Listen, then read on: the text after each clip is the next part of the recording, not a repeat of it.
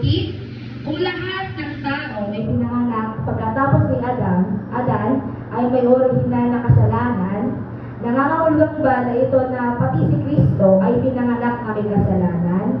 Muli, kung lahat ng tao ay pinanganak pagkatapos ni Adan ay may orihinal na kasalanan, nangangahulugan ba na ito pati si Kristo ay pinanganak na may kasalanan? Naintindihan? Muli sa pagkatanungan, kung lahat ng tao na pinanganak pagkatapos si Adan ay may orihinal na kasalanan, nangangahulugan bang ito na pati si Kristo ay pinanganak na may kasalanan? So, minais po ba magbigay ng punto patungkol po sa katanungan ito? Meron po ba? Ayan, nag-discussion na sila dito. Grabe na sila, bro. Meron po ba? Sige, sumok po. Kung lahat ng tao pinanganak pagkatapos si Adan ay may orihinal na kasalanan, nangangahulugan ba pati si Kristo ay ipinanganak na may kasalanan? Kasi di ba nagkakasya sa atin? Yun! Ayan! Si Valenzel! Ano ba ating mga Panginoon? Sige, takot po. At pakibigay na lamang po ang mic.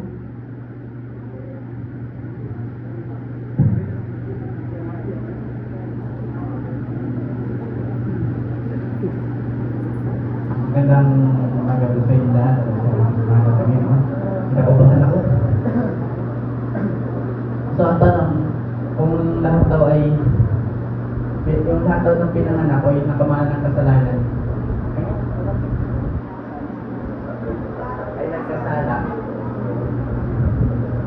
Ngayon, kung si Kristo daw po ay part nun, o mayroon siyang bahagi nun, ang sagot po ay hindi, wala.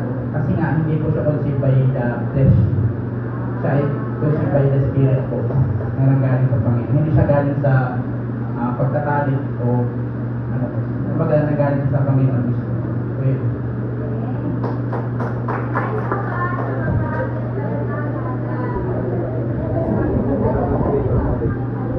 Ayun lang. Ayan, si Nadia niya, dahil muli-muli lang pa ka natin mahal na Panginoon. 1 minute lang daw. Pakiyong mic po. Nasaan?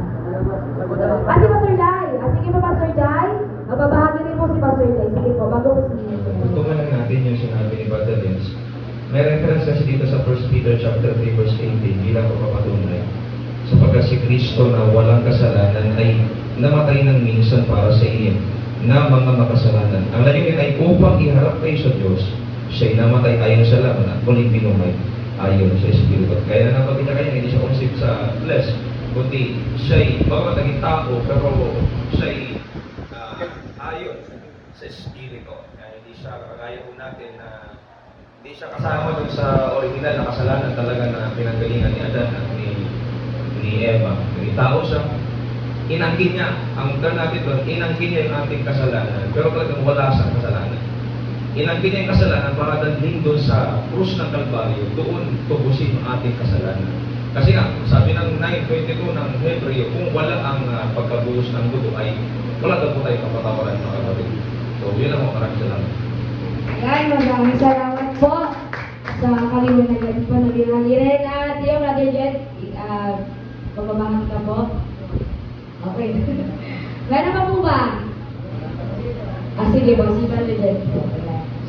Hindi mo sa akin kasi parang katulad din ng Pastor Garo ko. Kasi kung isipin natin, ba't nga ba ipinanganak yung Panginoon? Dahil may purpose kasi. May purpose yung gagawin eh. Anong hula din sa Isaias, di ba sabi? At nasumpukan niya na walang matuwid. Kaya ibinigay niya yung niya. Kanan,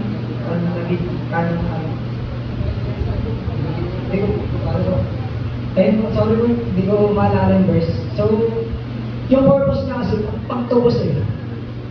So tayo, ipinanganak tayo with flesh. Pwede pastor niya. Siya pinanganak with spirit. And nagkaroon ng pangyayari ng Emmanuel para tuparin yung hula sa Isaiah. So, yung purpose ng Panginoon para pangtubos. Then sabi din sa Hebrews, kung hindi po ako nagkakamali, hinubad niya yung pagkagos upang makaitulad sa atin, di ba mga kapatid? So, nag-iisipin natin nun. At sabi rin sa Biblia, sorry po, hindi ko masyadong mahal yung verse, talagang wala bahid na kasalanan. Kaya, ayun po, para sa akin na walang kasalanan yung Panginoon. Kasi kung yung ipangtutubo sa atin may kasalanan din, hindi siya worthy enough. Di ba mga kapatid? Para ipangtubo sa mga kasalanan. So yung Panginoon yung nagbaba ng sarili niya para maligtas tayo, matubos yung mga kasalanan natin. Ayan, maraming salamat po. May nais na po. Good morning po ulit. So regarding kasi sa pagka-flesh ni Jesus Christ. Kasi kailangan niya nga ng womb na lalabasan. But spirit siya mga kapatid na nag-conceive sa womb ni Mary. So meaning to say mga kapatid, meron siyang flesh. So, ibig sabihin mga kapatid, lahat ng flesh, di ba magmula nga kay Adan, mga kapatid, sabi niya, sabi sa 5 verse 12, kaya kung paano sa pamamagitan ng isang tao ay pumasok ang kasalanan sa sanlibutan at ang kamatayan sa pamamagitan ng kasalanan, at sa ganito'y ang kamatayan ay naranasan ng lahat ng mga tao sapagkat ang lahat, so ibig sabihin, lahat, walang exception, ay nagkasala na. So kanina mga kapatid na-mention ng mga iba na kung may sin si Jesus Christ, hindi siya pwedeng magtubos sa kasalanan ng mga tao. Na-mention mo kanina mga kapatid. So si Jesus mga kapatid is yung kordero na mag-aalis ng kasalanan ng lahat ng tao.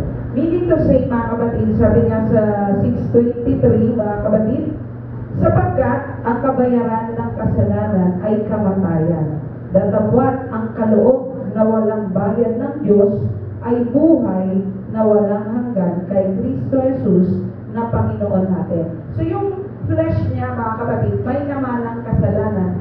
Pero mga kapatid, yung buhay niya is walang sin, walang nasumpungang kasalanan sa kanya. Kaya naging malinis yung pagtubos, yung blood na naging pagtubos niya sa atin. Additional Pastor Vita. Okay, thank you po.